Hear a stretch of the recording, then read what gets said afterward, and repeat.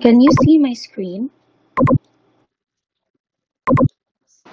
Yes, miss.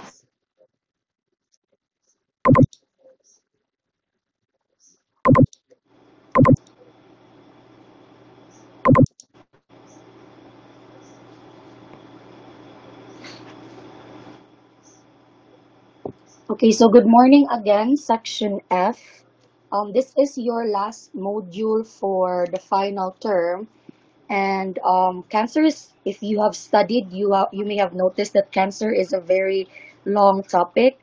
Thus, I would expect that you have already read a few, so I will not be digging more on the basics of cancer in general. I will go directly to how cancer works and the different definition that you have to take note of. So, let us start first with what cancer is. Please tell me if I am not heard in any parts of the discussion or if I'm too fast.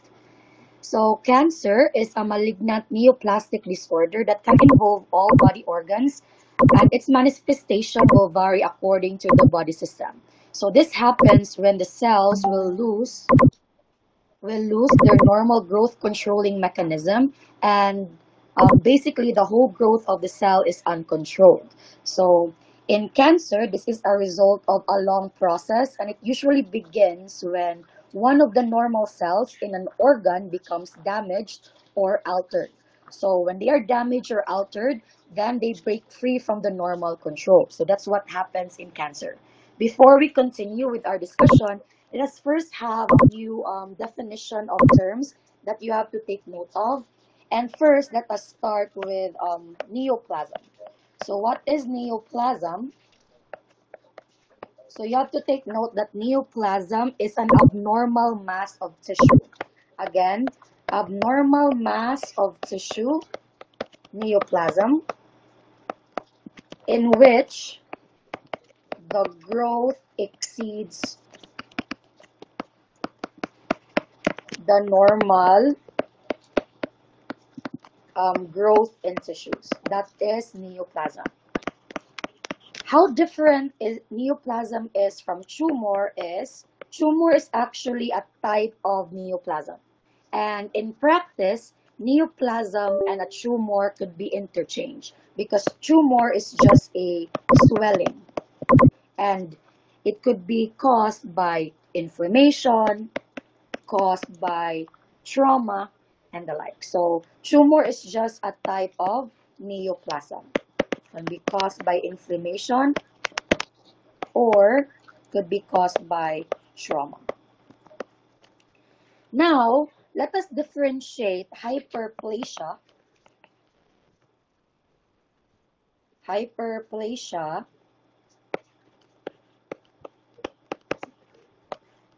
metaplasia,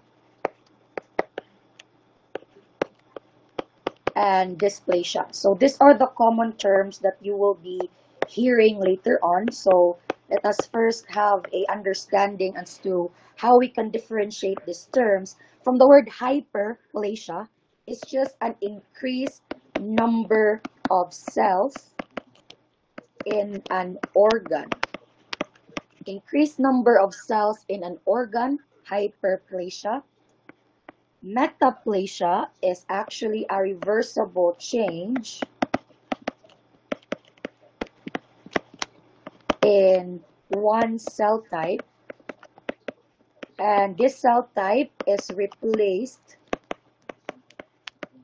by another cell type.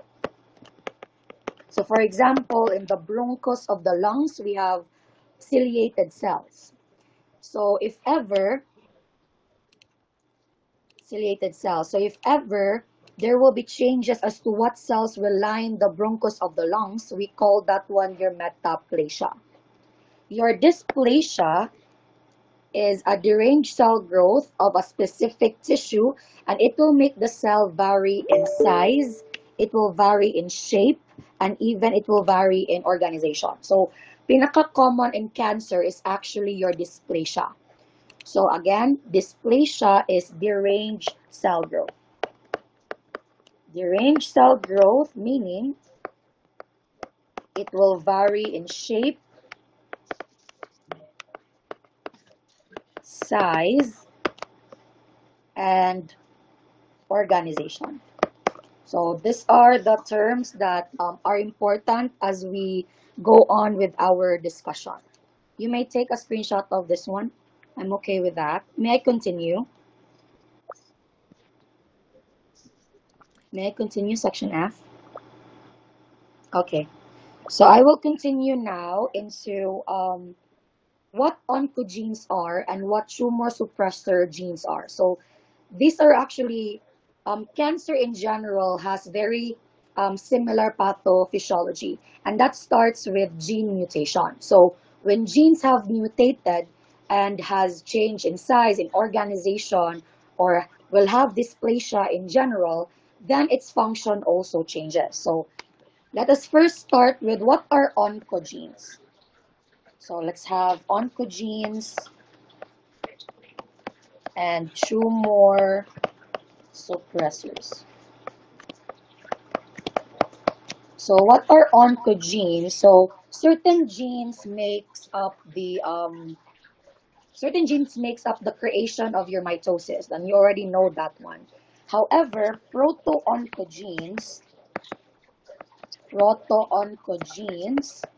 these are responsible in making the genes divide. Again, proto-oncogene responsible for making cells divide.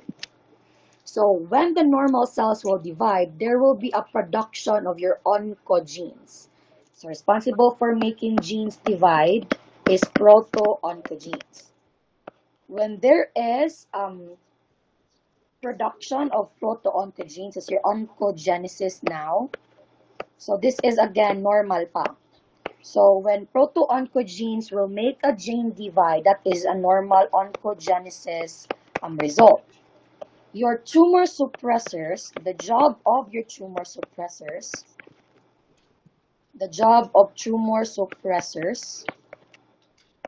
are actually genes that stops specific cells to divide rapidly. So proto-oncogenes, they will make the gene divide. Tumor suppressors, from the word suppressors, it does not allow the gene to divide rapidly. So that is what tumor suppressor does. In both processes in cancer, proto-oncogenes and tumor suppressors are damaged. So in cancer, your proto-oncogenes and your tumor suppressors are damaged. When they are damaged, cells will rapidly divide, increasing dysplasia. So that is basically the whole pathophysiology of cancer.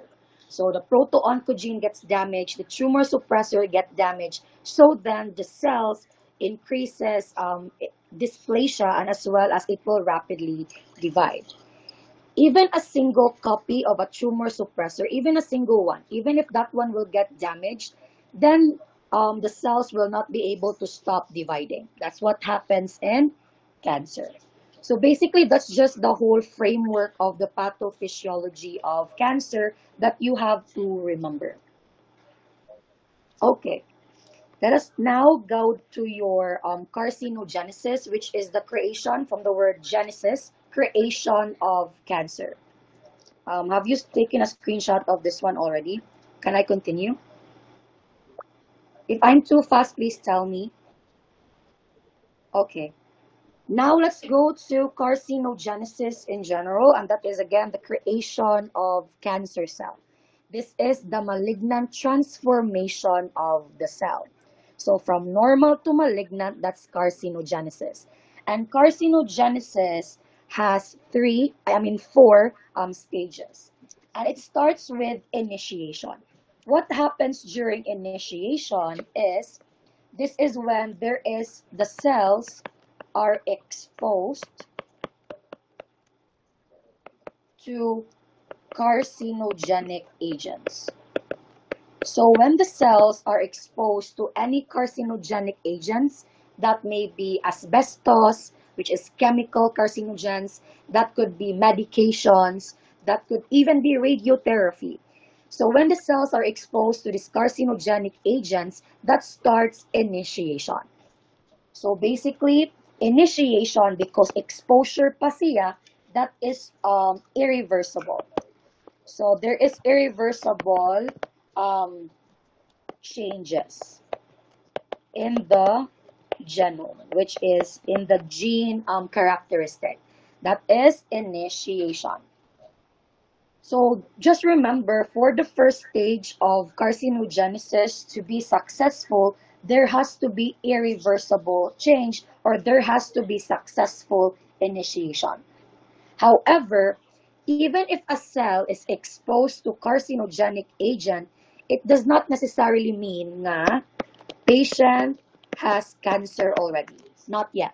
Patient does not have cancer in initiation.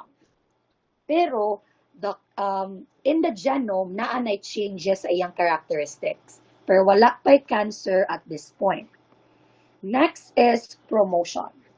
And what happens in promotion is there is repeated exposure to carcinogen. That could be repeated, that could be constant exposure to carcinogens. That's what happens in promotion. Meaning, even in this stage, there's still no cancer, but then you already have the cancer gene. No cancer, but there is cancer gene present in promotion. That means that there's already an increased number of genes that may have different sizes, that may have different growth, more rapid or more slow growth. Mas mudaghan siya sa promotion nga stage. Again, initiation, beginning, exposure. No cancer yet, no cancer genes. Promotion, constant exposure, no cancer, but there is already cancer gene. And there is greater dysplasia. Now let's go to progression. And basically, because in promotion, naanay cancer gene, in progression, there's already proliferation of malignant cells. So if we could not have intervention at promotion stage, then the malignant stage will then continue to progression, which is now the creation of more malignant cells. So they acquire a more malignant phenotypic nga changes, which again is changes in the way it looks, changes in the cell types and the like. So that is progression. In progression, there is already cancer. So again, in progression, cancer is already present. And lastly, we have metastasis. And from the word metastasis, that is just the spread of malignant cells beyond tissue of origin. So for example, if the tissue of, let's say for example, the patient has been exposed to radiotherapy before in the neck, that is initiation. If there is constant exposure to radiation therapy in the neck, that becomes promotion. Now, in promotion, because there's no symptoms yet of the cancer and there is no interventions done, then it leads to progression. And because there's constant radiation in the neck, one of the cancer that is most common is your thyroid cancer. So sa progression, dira na makita ang positive biopsy of thyroid cancer. Now, if mo metastasize ang cancer from the thyroid, it may go either to the liver, to the lungs, or to the brain. So again, from the tissue of origin, if it will spread already, that is metastasis. So those are the process of your carcinogenesis. Can I continue?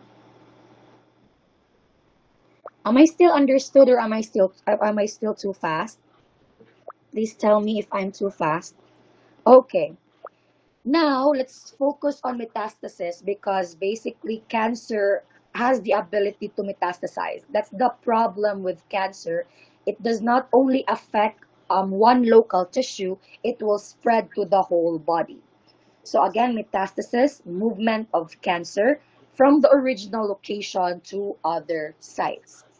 There are different routes to metastasis. We have your local seeding. And basically, local seeding is mura na siyang mag-anak-anak. So, cancer cell from a specific na tissue, mag-shed na siya og more cancer cells, and it will infect nearby tissues. That is within lang the primary tumor. That is local seeding. So, there's a primary tumor. Surrounding the primary tumor, mo spread ang cancer cell. Blood-borne metastasis, that's actually the most common route of metastasis. And that's one of the most common sad na culprit as to why cancer is able to reach to different parts of the body.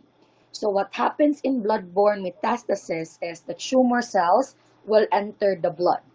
And of course, the bloodstream carries the cancer cells.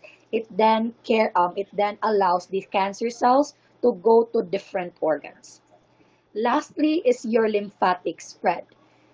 Your lymphatic system, if you have remembered, is a series of connected pathways throughout the body. That's from head to toe.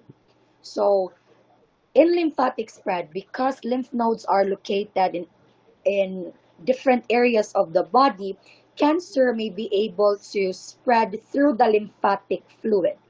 So from the lymphatic fluid, it then goes to the different lymph nodes of different organ system. And if it reaches the lymph nodes of different organ system, then the cancer metastasizes. Lymphatic spread is the most common route for early metastasis. Again, for early metastasis, lymphatic spread. Blood-borne, more common. Lymphatic spread is early metastasis. The one that causes early metastasis is your lymphatic spread. So those are your routes of metastasis. Now let's go to, can I continue to the next slide? Let's continue to the common sites. Please remember the common sites of metastasis. This way, when you will be studying the different types of cancer, you can now associate different symptoms, not only from the primary tumor, but also from areas kung asa siya mo metastasize. For example, lung cancer. Primary tumor grows in the lung cancer. However, pwede siya metastasize sa brain and sa liver. Now, what are its indication? Because lung cancer can metastasize in the brain and the liver, it may give you also symptoms of neurologic deficits. It may give you symptoms of altered consciousness. It may give you GCS scores of lower than 15, which is normal. So, and if liver is affected, you may notice symptoms of jaundice. You may notice the ALT and the AST is increased. And that's because, again, lung cancer may metastasize in the brain and the liver. So, very important to be familiarized with the common sites of metastasis. So, bladder cancer, you have lungs, bone, liver, also the pelvic structures. So, these are the structures beyond the abdominal cavity. Your mga ureters, your kidneys, those are retroperitoneal structures that are affected by bladder cancer. Lung cancer, again, brain and liver. Brain tumors, usually they just infect within the central nervous system.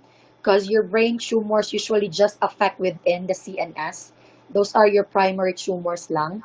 Prostate cancer is the bone, spine, lung, liver, and your kidneys. Breast cancer, bone, lungs, brain, liver. Testicular cancer, lung, bone, liver, adrenal glands, and your retroperitoneal lymph nodes. If you notice, liver is the most common site of metastasis. Oh, naay liver sa bladder cancer, naay liver sa lung cancer, naay liver sa prostate, naay liver sa breast, sa testicular cancer na sa liver. So liver is the most common site of metastasis for a lot of different kinds of cancer. So those are your common sites of cancer. I think this also found in your book if you have read your book. May I continue to the next slide? Okay, I will continue to the next slide. Please tell me or chat within the group chat, the chat box if I am too fast. Now let's differentiate normal and abnormal. So again, in cell divisions, a normal cell, it's limited. And I've already discussed that one, and that is due to the presence of your proto-oncogenes. That is through the presence of your tumor suppressors. That's why in normal cells, cell division is limited.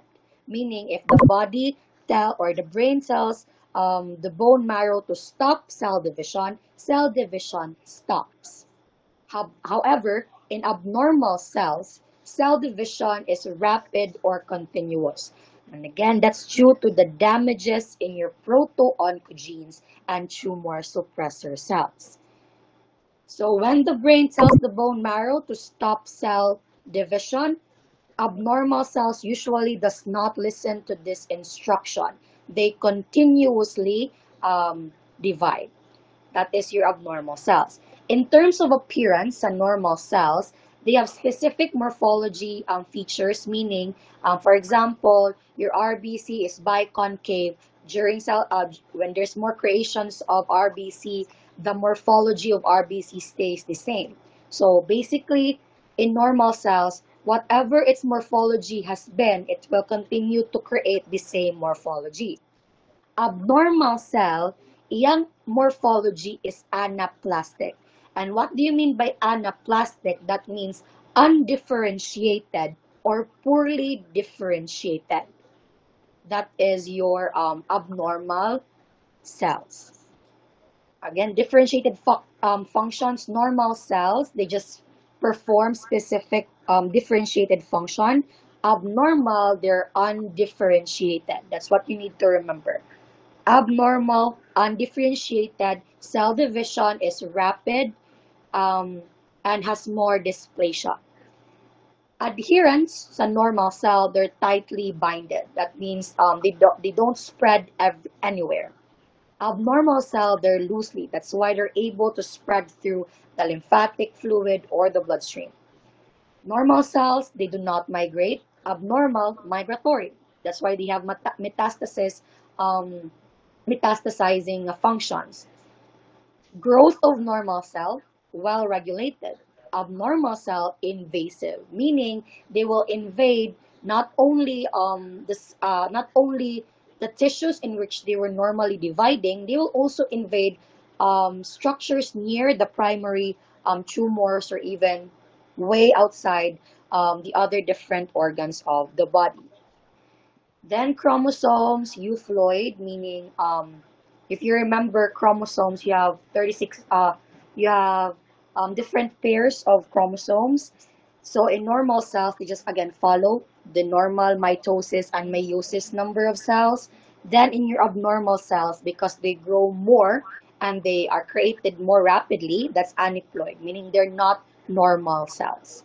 So that's basically just the difference that you have to remember.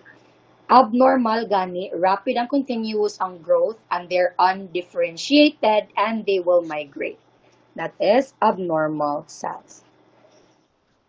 So, mode of growth for normal cell, usually expansion lang siya. So whatever the primary tumor is, it stays there.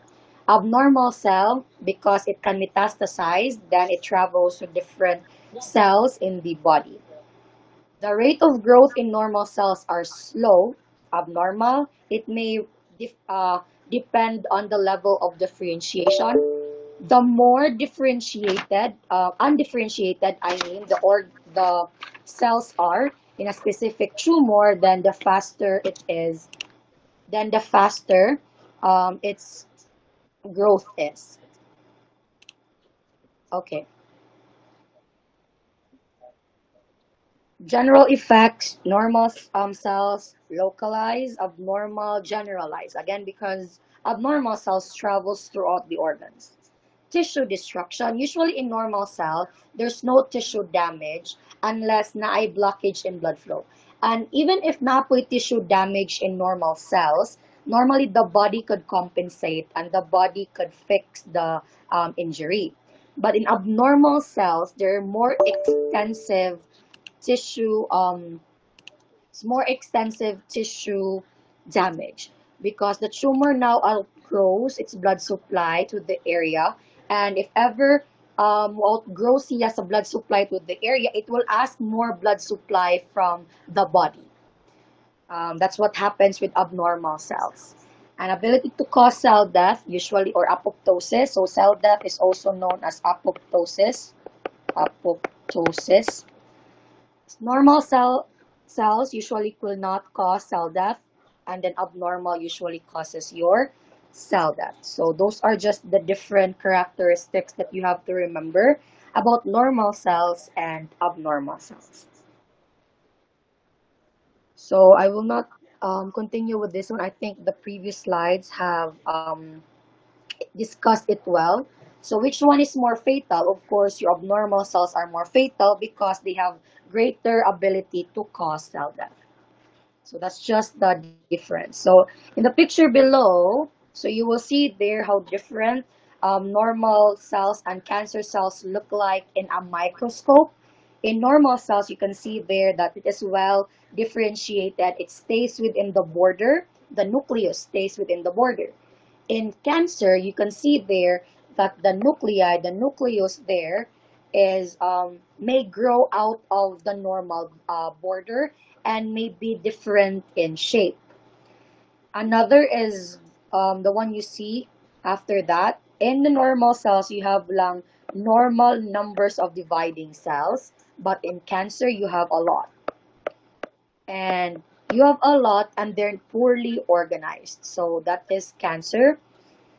Also here, I have already mentioned that in normal cells, their sizes and their shapes are normal. So whatever the normal cells are, it will stay the same.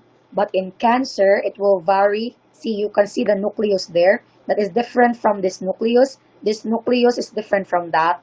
And this nucleus is different as well. So they will vary in size and shape. And lastly, if this is the normal feature of or morphology of a normal cell, you can see here in cancer, you cannot see anymore a differentiated nuclei. So wala na yung nuclei. The nuclei now is part na siya sa boundary of your cell. That is the difference between normal and cancer cells within a microscope, if you look at it in the microscope. Can I continue? Is the differentiation between normal and cancer cell understood, or do you want me to repeat? Just tell me if it's too fast. Since nobody is opening their mics, I will continue to grading and staging. So just basically grading and staging, you just these are actually two of the processes or methods that we can use or healthcare professionals can use to describe the tumor. What you need to remember with grading is for grading, basically it tells you or it describes how abnormal cancer cells look under a microscope. Again, this describes how abnormal cells or abnormal cancer cells looks under a microscope. So the one I showed you kanina, the how normal and abnormal differentiated, that's actually also how we grade the cancer cells. And why grading is important and how we can separate this one from staging is that grading tells us, tells how aggressive the cancer is likely um, is likely going to damage body. So again, tells you how, basically it just tells you how aggressive the cancer is. And how does it tell you? The greater, again, the differentiation, the more aggressive the cancer. So how do we grade cancer? First is grade 1. The cells are slightly there's slight differentiation from normal. Either slight variations lang from normal, but they're still well differentiated. That means that there's just very small variation to how the shape, the size looks like in the microscope. That is grade 1. And grade 1, of course, is the less aggressive. Um, grade 2, they are more abnormal and they're moderately differentiated, meaning in grade 2, you can now see changes that is different from the normal differentiation of cells. Grade 3, very abnormal na ang cells and they're poorly differentiated. So, poor differentiation and very abnormal cells are grade 3. Grade 4, there are now immature and undifferentiated, meaning your grade 4 is the most aggressive because it's the most undifferentiated.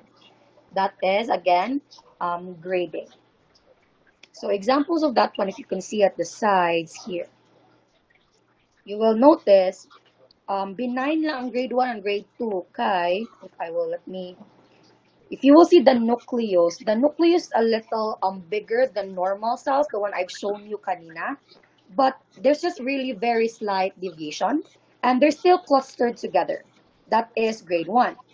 If you will look at grade 2, there are specific ng mga nucleus that are different from each other. Look at the sizes of that one. Those are different, and they're not clustered together. They're starting to move away from each other, meaning um, there's now more differentiation than grade 1. Regardless, these tumors are still benign, meaning their nature are benign, they will not, they're encapsulated, and they will not metastasize. So that's grade 1 and grade 2. Go to malignant na mga tumors, you will see grade 3. You can see grade 3 here. It's very different from grade 2. You can see here ang iyang difference from grade 2 and how far away the cells are from each other. Grade 4, you can see there's some cells na walay nucleus compared to grade 3, grade 2, and grade 1. So, nanay mga cells there nga walay mga nucleus. So, grade 3 and grade 4 are malignant tumors with grade 4 being more aggressive. Meaning, grade 4 has the ability now to metastasize to different areas and even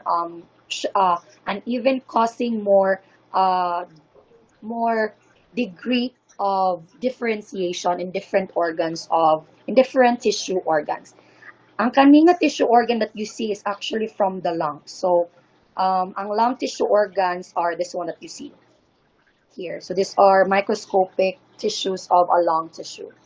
So, grade 5 is not common. Let's not discuss grade 5. Let's just have grade 1, 2, 3, and 4 since these are the most common grading in cancer. So, that is your grading. How is staging different? Ang staging, basically, what staging is it describes the size of the tumor, it describes how fast the tumor has spread in the body, and basically just the extent of cancer. So it will tell you again the size of the cancer, it will tell you how fast cancer spreads. So that's basically staging.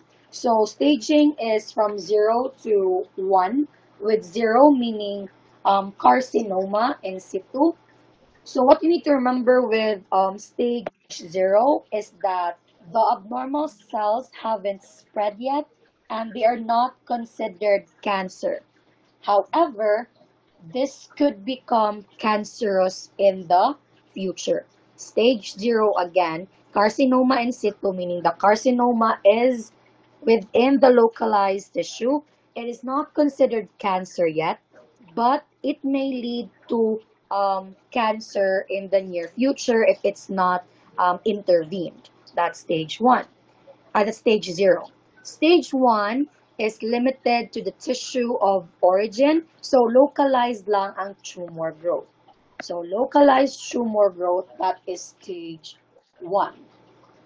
Stage 2, limited local spread. That means that it may have spread to adjacent organs near the primary tumor.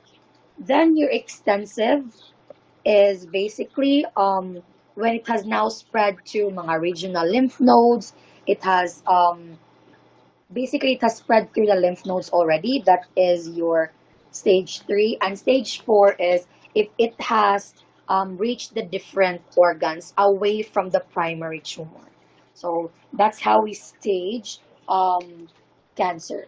And one of the most common staging methods for cancer is your TNM system. So let me continue with the TNM classification. This is again the most common type of staging. So T stands for tumor. So it will tell you the size, the extent, and the penetration of the specific tumor. So the size of the original tumor, how far it has invaded, and usually 1 means small to T4, which is already large tumor. TX meaning the primary tumor cannot be assessed, meaning in the microscope you cannot see any differentiation or dili siya clear ang results. T0, there's no evidence of primary tumor, meaning under a microscope there's no primary tumor that has occurred. TIS meaning carcinoma in situ. Again, there's already cancer cells that are slightly differentiated from normal. However, these are not cancerous yet. T1, T3, T2, T3, and T4 will depend on how big the tumor has become. So it will just tell you the size or the extent of the tumor, basically. So that is your T, which stands for tumor. So remember sa T, T1 to T4. I mean T1 to T4. That is for tumor. For nodes, which is your N, it will just tell you the number of lymph nodes with cancer and where the location are of these cancer-filled lymph nodes. That's just what N means. And N is from N1 to N3. So NX, again, regional lymph nodes, they cannot be assessed. NO, there's no regional lymph node metastasis. N1, N2, N3 will depend on how many of the lymph nodes have been affected. So N1, of course, smaller amounts of lymph nodes have been affected, with N3 being the highest number of lymph nodes being affected. And that is your node. Next is your metastasis. I think this one is the most easy to remember because metastasis is only until M1. That's M0, M1. Basically, it refers to the spread of cancer cells if it has reached to distant organs already. MX cannot be assessed. M0, no distant metastasis. M1, there's already distant metastasis present. Again, T stands for tumor, N node, and M metastasis. So very important to understand how cancer is staged, because if you know the cancer stages, then you will be able to familiarize also how different stages of cancer are are treated. So, of course, the higher the stages of cancer, the more invasive and the more extensive our treatment is compared to the lower number of staging in cancer. So that's your TNM classification system. Can I continue to the next slide, or do you have questions with TNM? Do you have questions for TNM? No questions for TNM? Is it still understood? Yes, Miss. Okay, very good. Thank you. Let's go now to survivability rate. I think what you need to remember really is, again, the lower the staging, the better the survivability, because the lesser the differentiation, the lesser, if it's not yet metastasizing, we could apply treatments better. So treatment options are better. The prognosis is better. But if it reaches to stage 4, there's no survival rate anymore because it has metastasized to different parts of the body, meaning that you're not only dealing with one organ to take care of, you're dealing with multiple organs. And multiple drug regimen will lead to multi-organ function. So usually kung mag-stage 4 na ta, the survivability is very low, and usually physicians will announce already a time frame as to how long or the lifespan of patients with stage 4 cancers.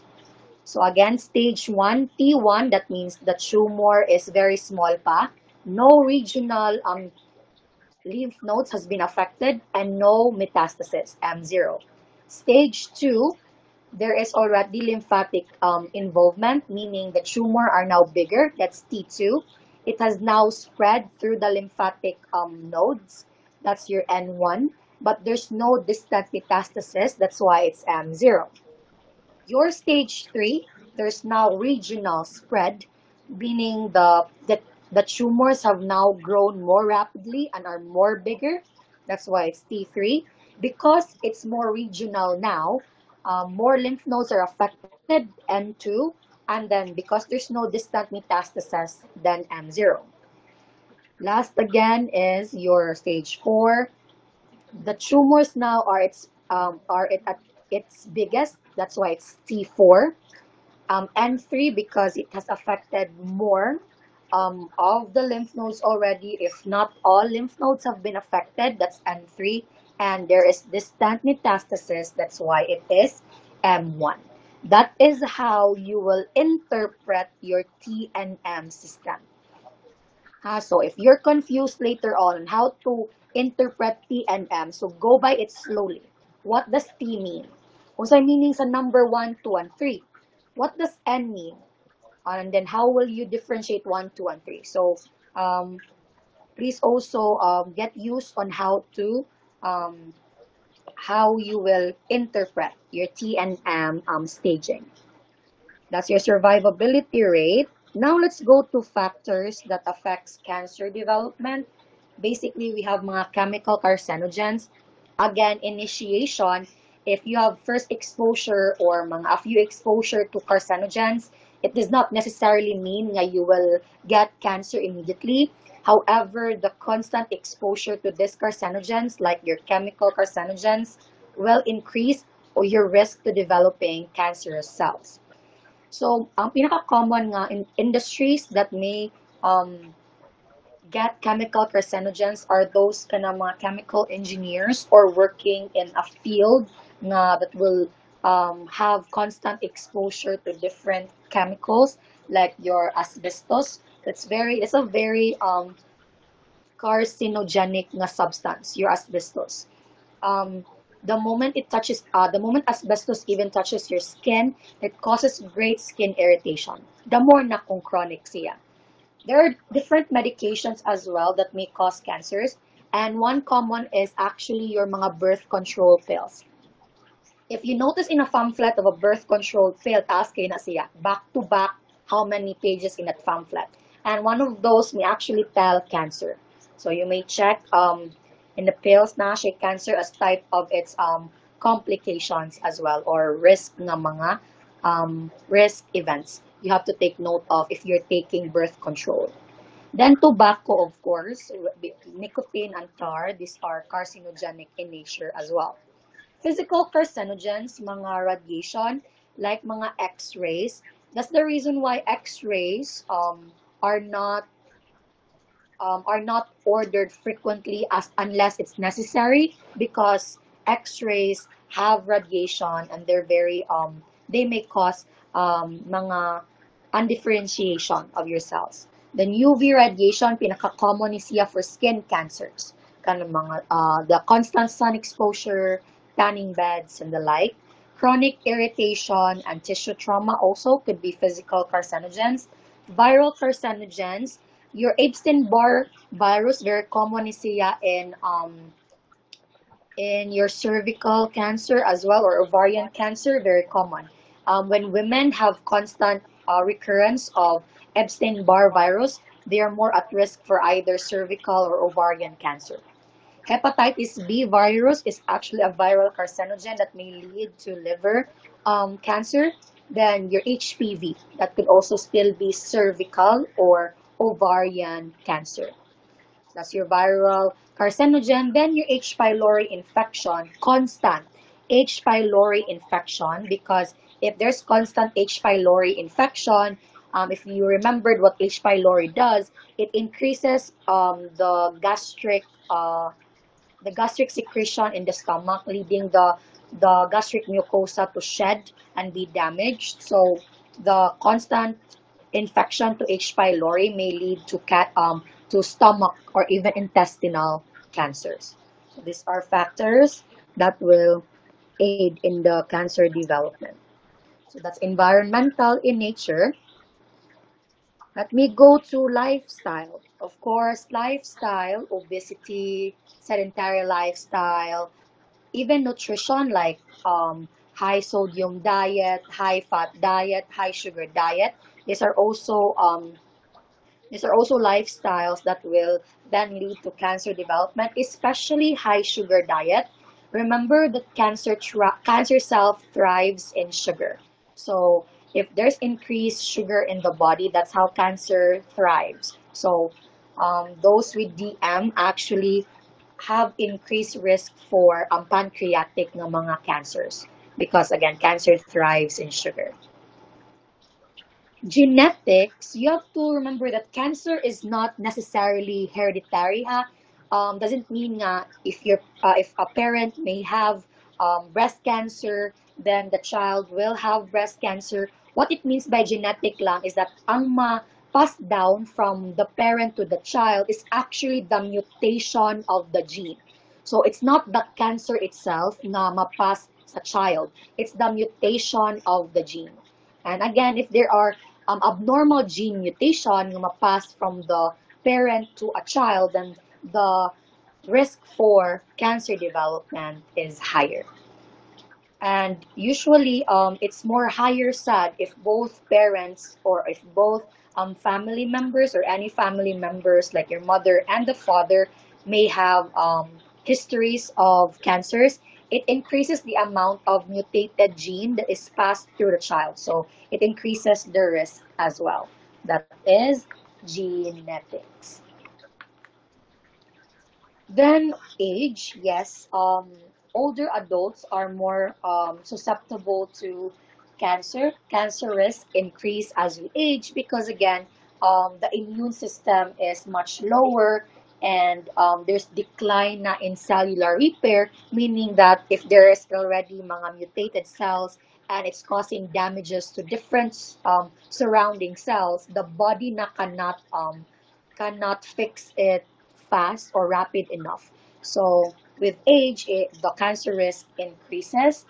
And you have to remember that over 9 of 10 cancers are diagnosed in people ages 45 and above.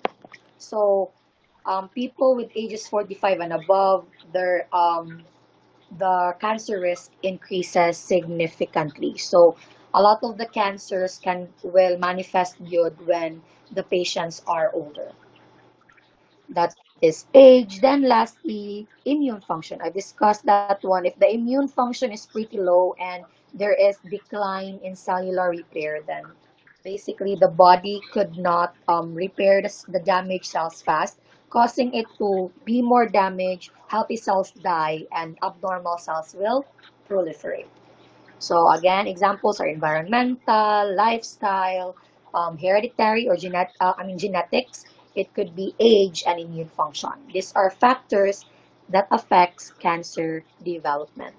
No questions in factors that may cause cancer. Any questions at this point? None, Miss. Okay.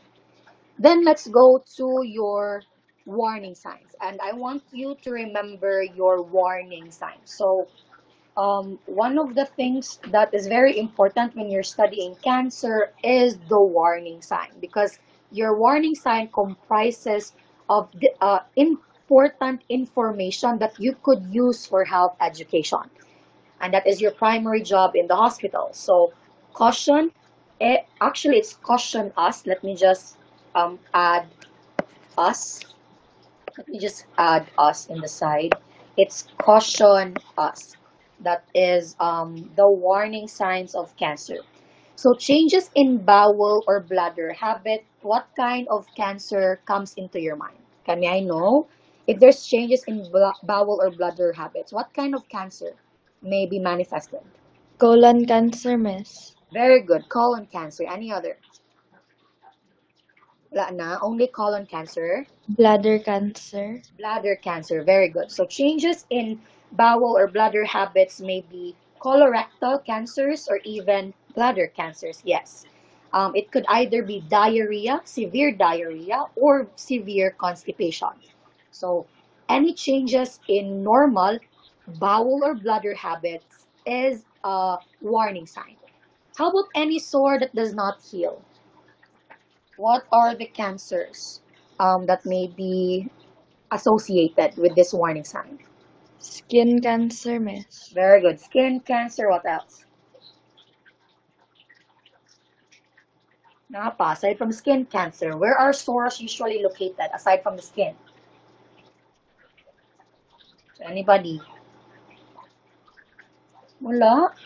Sores that is located not only in the skin, napa na siya. Yes, very good, Ms. Cabrera. That's your mouth as well. So, mucositis, that is inflammation in the mucous membranes, especially in the mouth. So if there's any sore that does not heal there, may be indication of oral cancer. So yes, as mentioned by Ms. Yap, that could be skin cancer or oral cancer. How about unusual bleeding or discharges? What are the cancer for this one?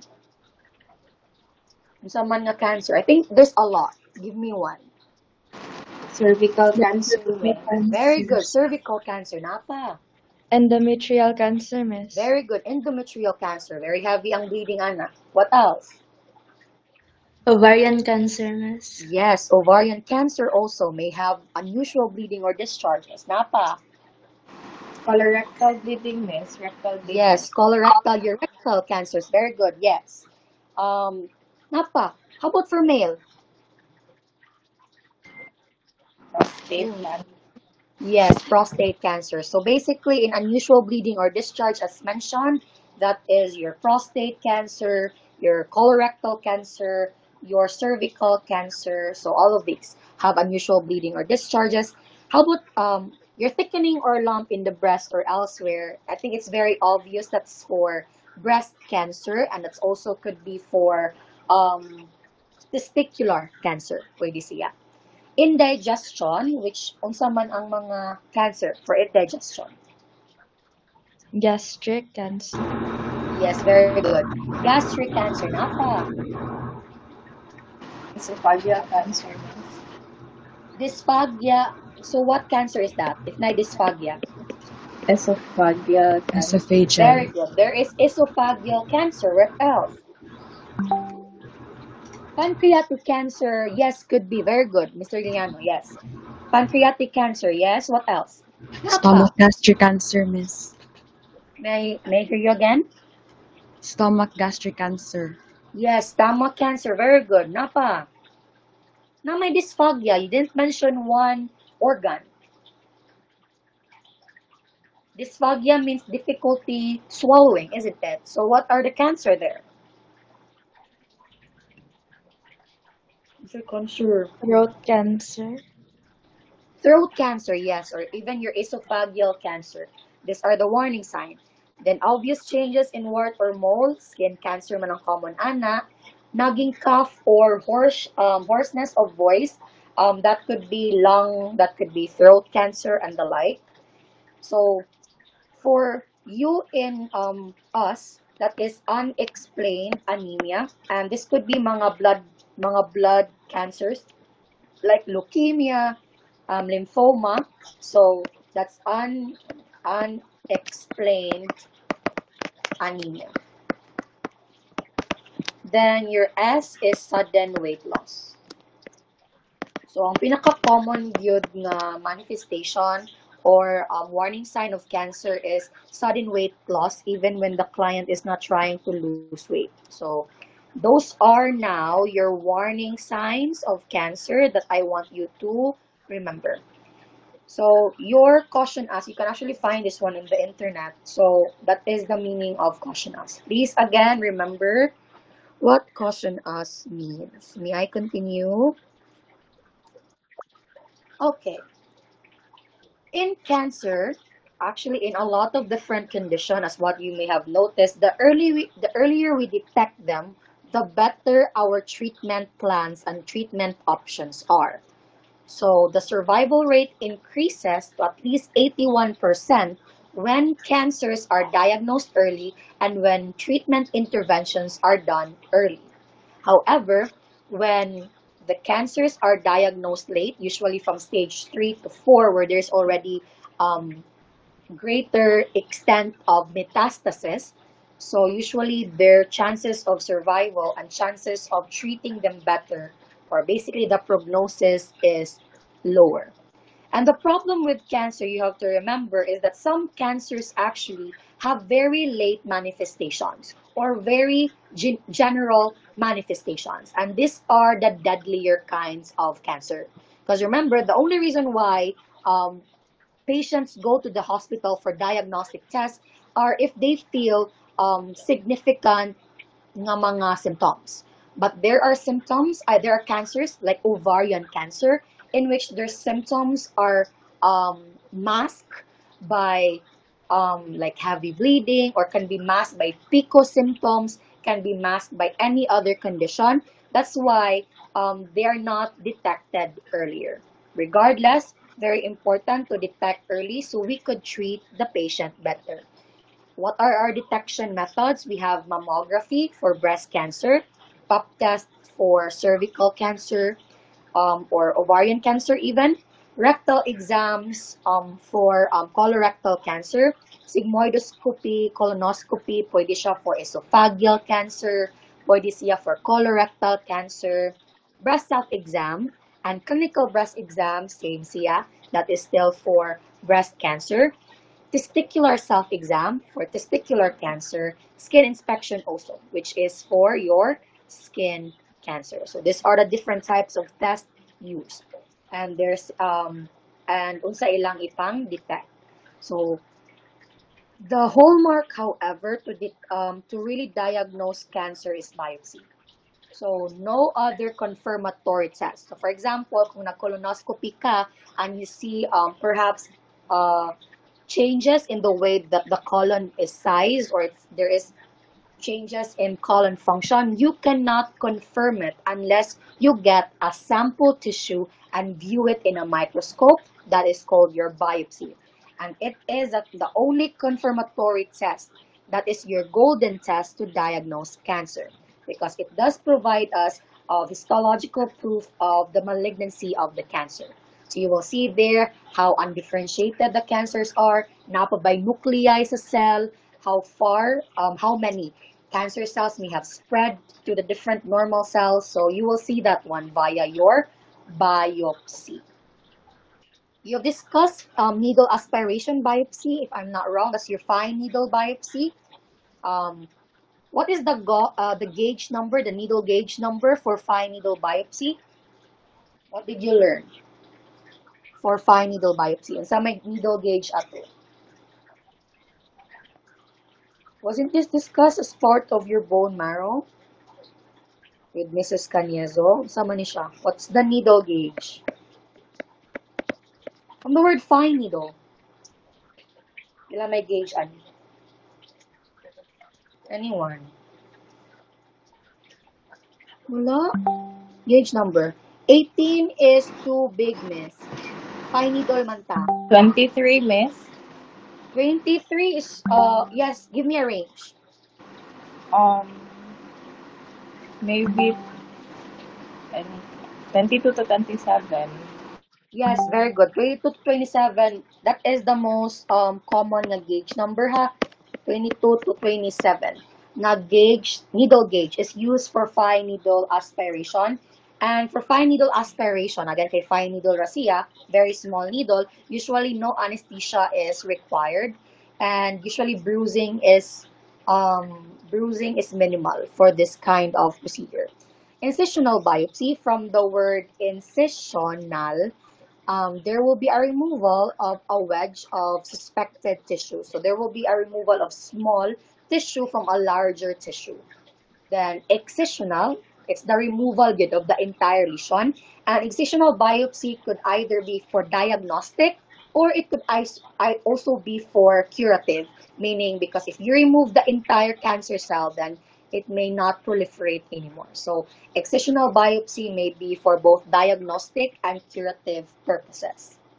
Staging, to be able to stage cancer through biopsy, usually you get multiple tissues to different areas sa kung asa siya possibly ma-metastasize. That's the reason why I want you to remember the common sites of metastasis, is because when we're staging cancer, you need to also get samples not only from the primary tumor, but also from the organs in which it could have possibly metastasized. And that's how we will stage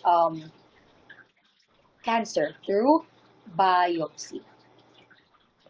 So fine needle, incisional, excisional. Then to stage, there's multiple biopsies in areas or organs in which the cancer may have metastasized. That is biopsy. May I continue to how the tissues in a biopsy is examined? Actually, I will not be discussing more of this one. This is the job of your medical technologist. So basically, I will just be introducing this one. But frozen section, basically, ang lang buhaton kay when ang patient kay in surgery, for example, there's actually a pathology lab in some of the operating rooms. In CDUH or in CDU group of hospitals, we don't have that. But in St. Luke's Medical Center in Manila, their pathology room is near the OR. What happens in frozen section is, if nanay ma-remove nga tissue ang surgeon, this tissue is then frozen, then it's sent to the pathology near the pathology that is near the operating room.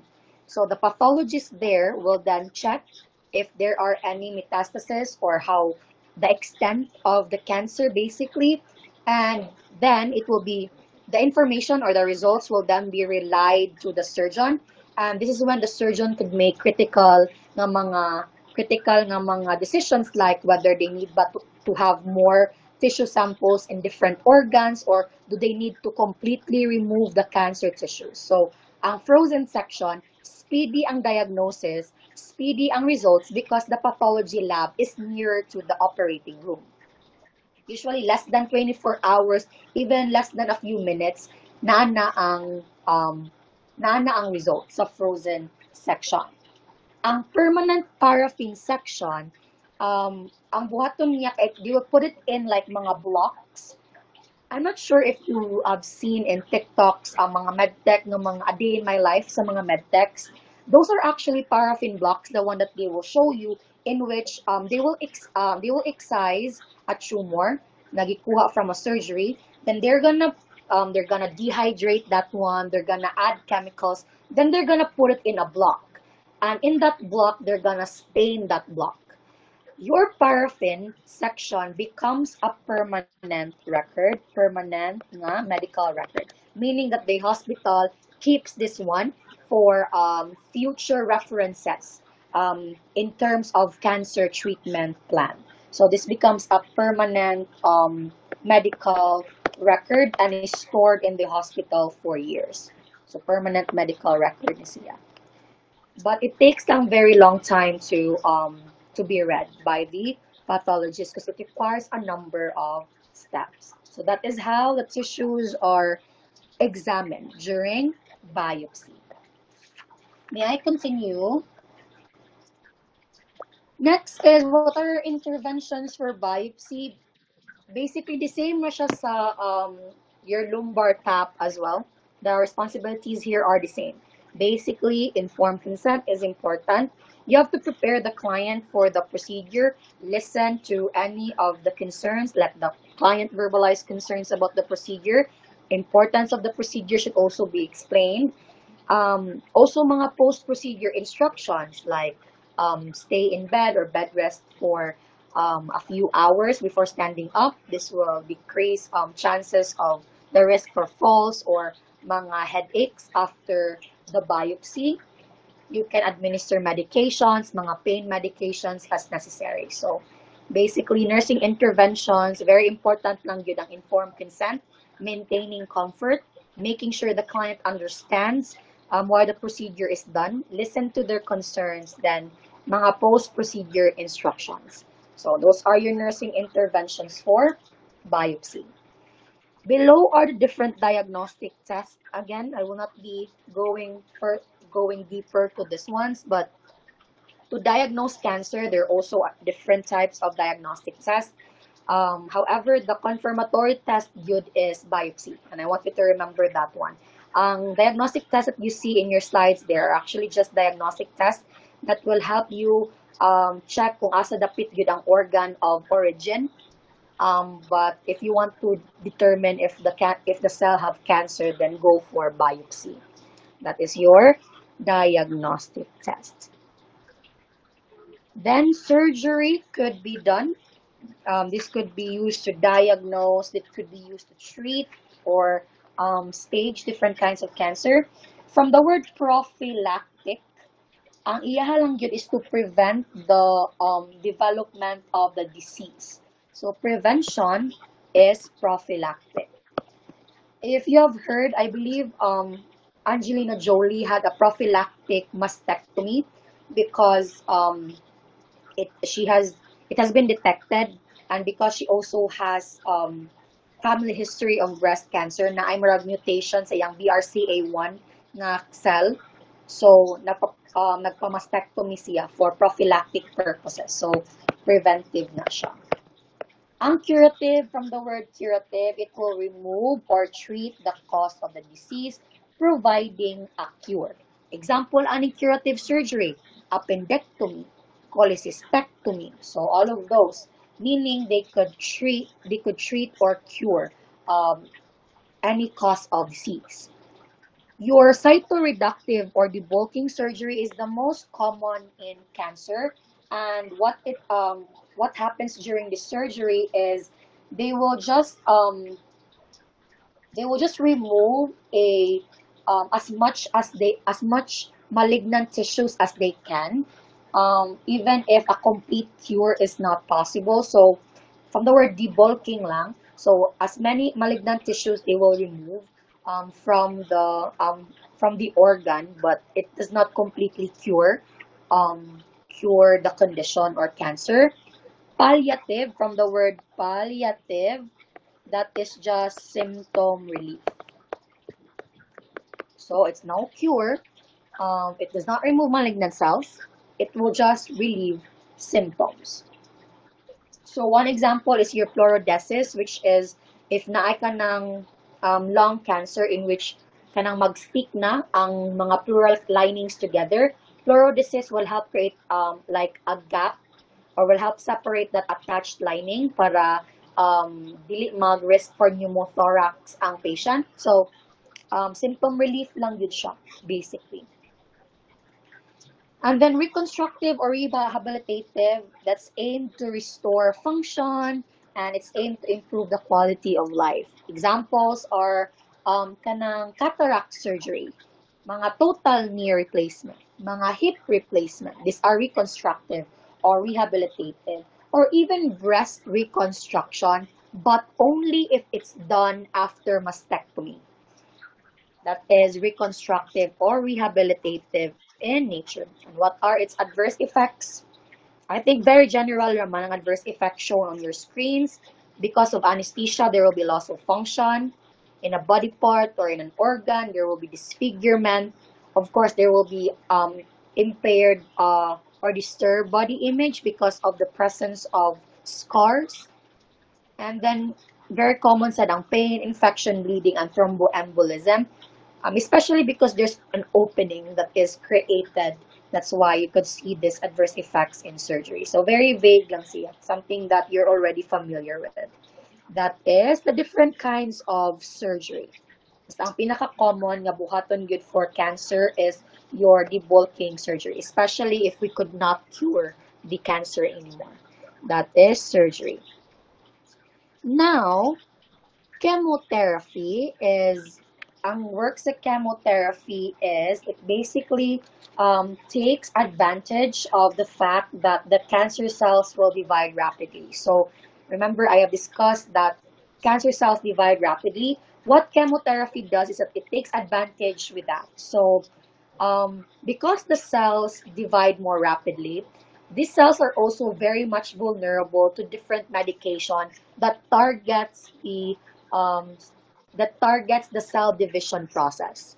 So, example, na drugs that will target the DNA mutation, na drugs na mo target sa binding, na drugs na mo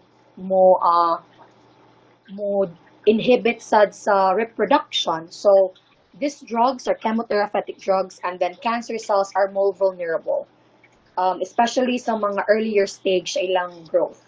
That is chemotherapy.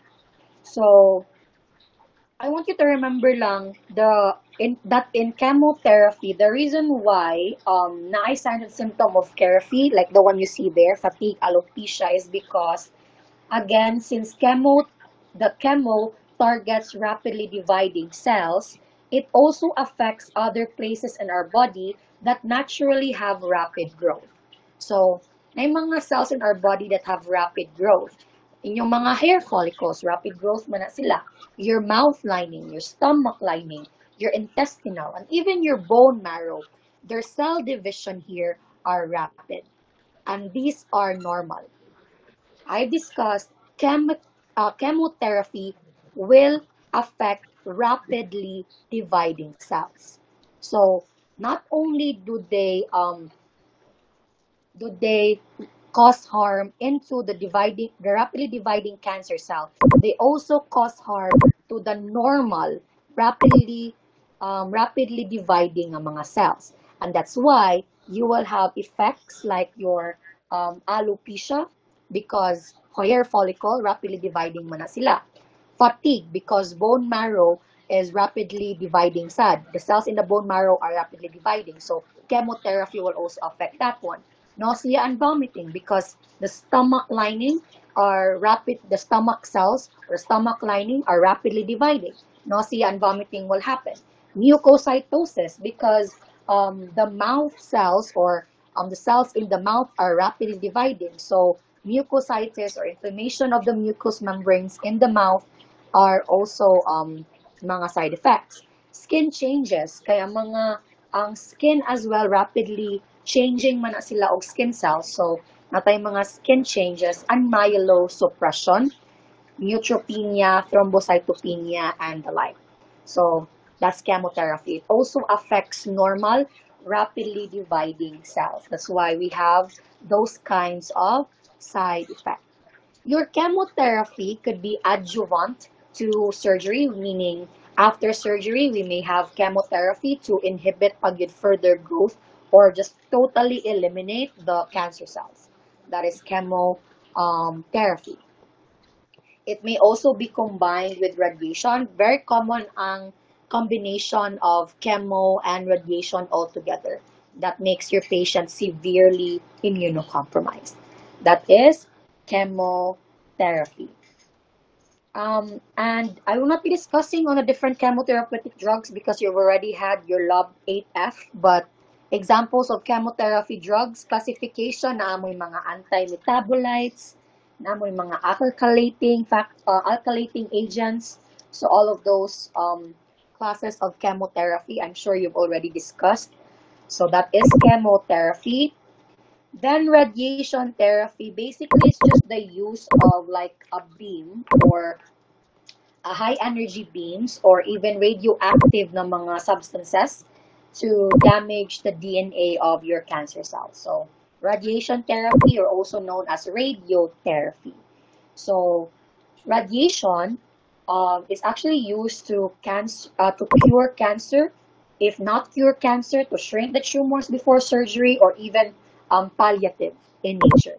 That is radiation therapy. Two types of radiation therapy: tele, external; brachy, internal radiation.